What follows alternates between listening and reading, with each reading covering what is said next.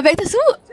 بقالي سنه بسوق من واحنا صغيرين وهي بتحب تلبس وبتاع، فانا طالعه لها بقى فاتحاها خالص، وساعات اقفلها قوي عشان اتخض ان انا الفتحه دي ما تبقاش تمام. مريان اهلا بيكي منورانا في فانشط. اهلا وسهلا. حبيبي طيب هنلعب لعبه سريعه قوي، هقول لك حاجات وتقولي لي علاقتك بيها عامله ازاي. ماشي. تمام.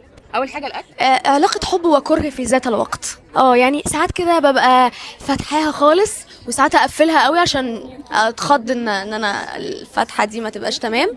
ففي علاقه كده، بس انا بحب الاكل جدا. علاقتك بالنوم. علاقه حب وكره في ذات الوقت، لان انا بحب النوم جدا، لكن ساعات كتير بيجيلي ارق، فبحاول ان انا انام. ساعات باخد فيتامينز، احاول ان انا يعني ازود الميلاتونين في جسمي، حاجات كده يعني مش قادره اقعد احكي. علاقتك بالتصوير. علاقه حب فقط، الحمد لله اخيرا. مفيش كره الحمد لله. علاقتك بالسباحه.